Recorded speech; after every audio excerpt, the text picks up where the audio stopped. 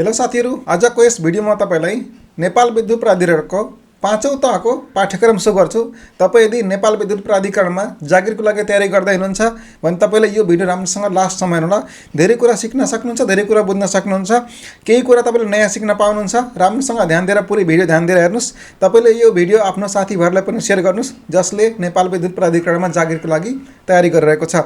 साथीहरु, कम्प्युटर स्क्रिनमा जाम अनि त्यसपछि म तपाईलाई के भन्छ आजको पुरै पाठ्यक्रम स्टेप बाइ स्टेप सुरु गर्छु। ओके साथीहरु, हेर्न सक्नुहुन्छ मसँग एउटा पीडीएफ फाइल छ साथीहरु, जुन नेपाल विद्युत प्राधिकरणको वेबसाइटबाट मैले निकालेको।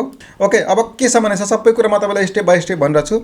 सहायक स्तर, प्राविधिक सेवा, सबै समूह उपसमूह तथा तह 5 का विभिन्न पदको लागि खुला प्रतियोगितात्मक परीक्षाको पाठ्यक्रम भनेको छ यसमा है। ओके, अब के भनेको हेर्न सक्नुहुन्छ। पाठ्यक्रम योजनालाई निम्न अनुसार 2 चरणमा विभाजन गरिएको छ। ठ्याक्कै प्रथम चरणको लिखित परीक्षा तपाईको 200 मार्क्सको हुन्छ, द्वितीय चरणमा तपाईको इन्टरभ्यु तपाईको 30 मार्क्सको हुन्छ है। अब नेक्स्ट अर्को जुन छ यसमा तपाईले कुन तरिकाले पढ्ने हो, कहाँदेखि तपाईले के हुन्छ ध्यान दिएर पढ्न पर्छ, सबै राम्रोसँग ध्यान दिनुस्। कुन ठाउँबाट क्वेशन बढी आउँछ, तपाई कुनै पनि सेक्टरमा सरकारी जागिरको लागि तयारी गर्दै हुनुहुन्छ भने तपाईले यो कुराको जानकारी हुन बहुत धेरै जरुरी छ। हामीले कुन टपिकमा धेरै टाइम दिने हो पढ्नको लागि र कुन टपिकमा कम टाइम दिने हो, यो कुरा तपाईले राम्रोसँग बुझ्न सक्नुभयो भने तपाईले कुनै पनि एक्जाम मजाले के हुन्छ पास गर्न सक्नुहुन्छ। र लिखित होस् चाहे इन्टरभ्यु होस्, जुनसुकै पास गर्न सक्नुहुन्छ।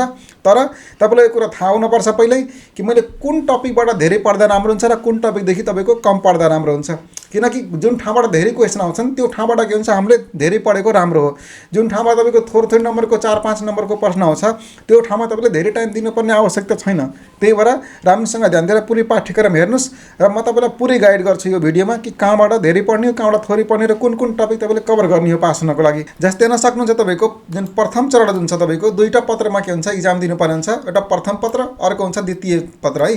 प्रथम पत्रमा सामान्य ज्ञान भयो, गणित कानुन सम्बन्धी के हुन्छ तपाईले यसमा पढ्नुपर्ने सम्बन्धी लगभग हल्का फुल्का सामान्य ज्ञान यसमा हुन्छ, म्याथ सम्बन्धी क्वेशन हुन्छ र कानुन सम्बन्धी तपाईले के हुन्छ क्वेशन यसमा फेस गर्नुहुन्छ। जस्तै वस्तुगत प्रश्नमा तपाईको जुन प्रथम पत्र हुन्छ यो तपाईको 100 मार्क्सको हुन्छ, जसमा तपाईले 40 ल्याएपछि पास गर्न सक्नुहुन्छ मजाले।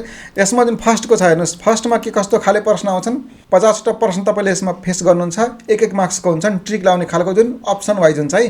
एक प्रश्नमा 4 वटा अप्सन पाउनुहुन्छ।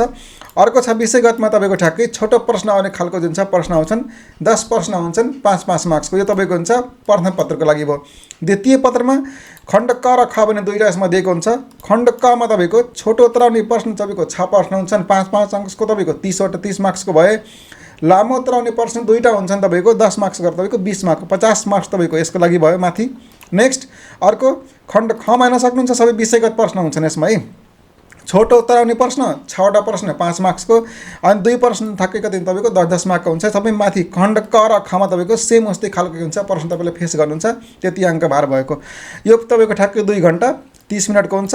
अनि तपाईको जुन छ यो ठ्याक्कै 45 मिनटको हुन्छ, प्लस तपाईको 1 घण्टा 15 मिनट गरी तपाईको 2 घण्टा माथिको हुन्छ यो ठ्याक्कै है।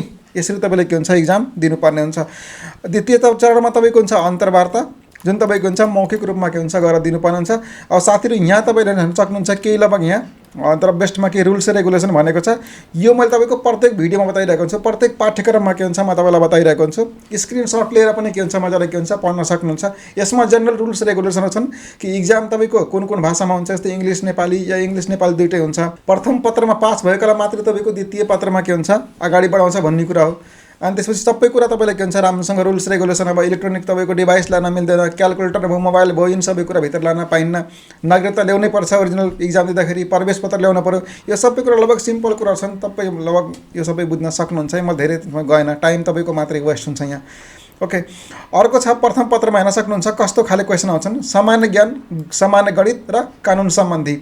सामान्य ज्ञानमा नेपालको भूगोल हुन्छ, यसको बारेमा नेपालको सामाजिक सांस्कृतिक अवस्था कस्तो हो। त्यसपछि नेपालकै बारेमा लगभग तपाईको यहाँ प्रश्नहरु आएको छ, राम्रोसँग ध्यान दिएर पुरै पढ्नु होला। जति पनि सामान्य ज्ञानको यहाँ प्रश्न छन् लगभग म्याक्सिमम तपाईको नेपालबाटै क्वेशन काट्ने गर्छ यसमा है। अर्को छ गणित सम्बन्धी, जसमा तपाईको सामान्य गणितमा जस्तै प्रतिशत हुन्छ, भिन्न निकाल्न पर्यो, दशमलव हुन्छ, अनुपात भयो, त्यसपछि औसत हुन्छ, नाफा नोक्सान, ब्याज, श्रेणीक्रम, एकीक नियम, यस्ता सानो टपिक तपाईको हुन्छ कभर गर्नुपर्ने छ। धेरै पुरै म्याथमा एकदम गहिरो पढ्न पर्छ हुने छैन यसमा है। जनरल टपिक क्वेशन आउँछन् म्याथबाट। त्यसपछि अर्को छ संस्थागत तथा व्यावसायिक ज्ञान 25 अङ्कको हुन्छ साथीहरू। यो ठ्याक्कै 10% तपाईँको एक मार्क्सको हुन्छ र 3% ठ्याक्कै के हुन्छ 5 मार्क्स गरेर तपाईँको यसरी के हुन्छ यसमा दिनुपर्ने हुन्छ। अब संस्थागत र व्यवस्थापकीय ज्ञानमा तपाईँको जलस्रोत ऊर्जा भयो, त्यसपछि नेपालको जलस्रोत कस्तो छ, जलविद्युतको विकास भयो, हाइड्रो पावरको सम्बन्धी हुन्छ, जति पनि तपाईँको छ नेपालको जल र प्लस तपाईँको हुन्छ विद्युत सम्बन्धी जानकारी यसमा पढ्नुपर्छ। सङ्गठनको उद्देश्यहरू के हुन्, नेतृत्व उत्प्रेरणा सम्बन्धी लगभग कुरा यसमा तपाईँले के हुन्छ राम्रोसँग ध्यान दिएर पढ्नुपर्छ। तपाईँले कम्प्युटर सम्बन्धी पनि ज्ञान चाहिन्छ यसमा, जसमा वर्ड प्रोसेसिङ, एक्सेल भयो, पावर पोइन्ट, इमेल, इन्टरनेट यस्ता कुरा तपाईँले के हुन्छ राम्रोसँग गर्नुपर्छ। जस्तै कि लगभग 3 महिनाको। त्यसपछि अर्को हेर्न सक्नुहुन्छ कानुन सम्बन्धी ज्ञान तपाईँको 20 अङ्क हुन्छ यसमा तपाईँको 5x1 ठ्याक्कै 5 भयो र 3x5 भनेको 15 ठ्याक्कै तपाईँको यति लगभग यहाँदेखि पढ्नुपर्ने हुन्छ। नेपालको वर्तमान संविधानको बारेमा तपाईँले राम्रोसँग पुरै पढ्नुहोस्। भाग 1 भनेको छ प्रारम्भिक भाग 1 मौलिक हक र कर्तव्यको बारेमा तपाईँले के हुन्छ पढ्नुपर्छ। नेपाल विद्युत प्राधिकरणको प्रचलित कानुन, कर्मचारी सेवा शर्त नियमावली जुन छ यसको बारेमा तपाईँले पढ्नुपर्छ। जस्तै यहाँ तपाईँको परिभाषा भयो, नियुक्ति, सरुवा, बढुवा सम्बन्धी लगभग यिनी सबै कुरा तपाईँले पढ्नुपर्छ। यो कन्टेन्ट जुन छ तपाईँले कभर गर्नुहोला। नेपाल विद्युत प्राधिकरणको जुन ऐन छ 2041 को त्यसको बारेमा के हुन्छ राम्रोसँग ध्यान दिएर पुरै गरेर पढ्नुपर्छ तपाईँले। यसमै के पढ्नुपर्छ भने तपाईँको यहाँभित्र जुन छ टपिकहरू दिएको छ यसमा राम्रोसँग गरेर ध्यान दिएर पढ्नु होला। अर्को छ विद्युत चोरीको नियन्त्रण गर्ने ऐन 2058 छ, त्यसको बारेमा पढ्नुहोस्। अर्को छ विद्युत चोरी नियन्त्रण नियमावली 2059, यसको बारेमा तपाईँले पढ्नुपर्छ। जस्तै कि यसमा परिभाषा भयो, कसुर गरेको नमानिने, त्यसपछि अर्को हुन्छ पूर्ण अवलोकनको लागि निवेदन गर्न सक्ने, दण्ड सजाय के छन्, चोरी गरी खपत गरेको विद्युत एकाइको निर्धारण गर्ने प्रक्रियाहरू भयो, यिनी सबै कुरा तपाईँले के हुन्छ पढ्नुपर्छ। विद्युत चोरी नियन्त्रणमा नियमावली भनेको जुन छ विद्युत आपूर्ति बन्द गर्ने सक्ने अवस्था जुन छ, पुनः विद्युत लाइन जडान गर्ने सम्बन्धी व्यवस्था, पुरस्कार सम्बन्धी व्यवस्था, यस्ता सब कुरा तपाईँले के हुन्छ कभर गर्नुपर्छ यसमै। भ्रष्टाचार निवारण भनेको छ ऐन 2059, भ्रष्टाचारको कसुर सजाय सम्बन्धी व्यवस्था भनेको छ परिच्छेद 2 भयो, भ्रष्टाचारको निगरानी सम्बन्धी व्यवस्था भनेको परिच्छेद 4 भयो। यस्तै कुरा तपाईँले के हुन्छ राम्रोसँग कभर गर्नुपर्छ। विद्युत नियमन भनेको छ आयोग भयो, त्यसपछि अर्को छ विद्युत प्राधिकरण जुन छ, अर्को छ विद्युत वितरण विनामूल्य भनेको छ प्रचलित विद्युत महसुल सङ्कलन जुन छ विनामूल्य, यसको बारेमा तपाईँले के हुन्छ पढ्नुपर्छ। त्यसपछि अर्को आउँछ द्वितीय पत्र साथीहरू। द्वितीय पत्रमा सेवा सम्बन्धी विस्तृत ज्ञान तपाईँले के हुन्छ पढ्नुपर्छ यसमा। जस्तै फन्डामेन्टल अफ इलेक्ट्रोनिक इन्जिनियरिङ भनेको छ, यसको बारेमा तपाईँले के हुन्छ बेसिक इलेक्ट्रोनिक भयो। त्यसपछि अर्को हुन्छ डिजिटल इलेक्ट्रोनिक हुन्छ, एनालग इलेक्ट्रोनिक हुन्छ, अनि त्यसपछि माइक्रो कन्ट्रोलर छ, त्यसको बारेमा तपाईँले के हुन्छ यिनी सबैको बारेमा तपाईँले के हुन्छ राम्रोसँग पढ्नुपर्छ है। यो टप 5 को लागि हो भने तपाईँले मेहनत पनि राम्रोसँग गर्नुपर्छ साथीहरू। अर्को छ सेमिकन्डक्टर हुन्छ, डिभाइस एन्ड सर्किटको बारेमा तपाईँले पढ्न पर्यो। इलेक्ट्रिकल इन्जिनियरिङ कन्सेप्टको बारेमा तपाईँले राम्रोसँग पढ्नुपर्छ। यिनी सबै कुरा तपाईँले के हुन्छ ध्यान दिएर पढ्नु होला। तपाईँ यदि पक्कै इलेक्ट्रिकबाट तपाईँले पढ्नु भएको छ भने, इलेक्ट्रिक इन्जिनियरिङ पढ्नु भएको छ भने तपाईँलाई के हुन्छ निकाल्न धेरै सजिलो हुन्छ यसमा है। ओके, सो यिनी कुराहरू छन्। यो सबै तपाईँले के हुन्छ राम्रोसँग प्र्याक्टिस गर्नुपर्ने हुन्छ, पढ्नुपर्ने हुन्छ। यिनी कुरा लगभग तपाईँले ध्यान दिएर पढ्नुहुन्छ भने मजाले के हुन्छ नाम निकाल्न सक्नुहुन्छ साथीहरू। इलेक्ट्रिकतिर पढेको मान्छेले के हुन्छ यसमा निकाल्न धेरै सजिलो हुन्छ, किनकि इलेक्ट्रिकमा काम गर्नको लागि इलेक्ट्रिक पढेकै मान्छे चाहियो, हो कि नै। इलेक्ट्रिक इन्जिनियरिङ गरेको मान्छेलाई तपाईँको सबभन्दा बेटर छ यहाँदेखि काम गर्ने, यसमा नाम निकाल्न पनि सजिलो हुन्छ। खास उहाँहरूको लागि जो हो यो खास होइन विज्ञापन जुन खोलेको छ। साथीहरू तपाईँलाई भिडियो कस्तो लाग्यो कमेन्ट सेक्सनमा आएर भन्नु होला, र च्यानलमा नयाँ आउनुभएको छ भने च्यानललाई सब्सक्राइब गरेर सपोर्ट अवश्य गरिदिनु होला।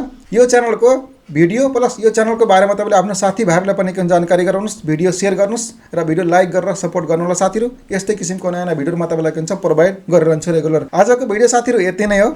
अर्को भिडियो भेटौँ नयाँ कन्टेन्ट प्लस नयाँ टपिकको साथमा। तबसम्मको लागि बिदा चाहन्छु। जय Nepal. Thank you so much तपाईँहरूलाई।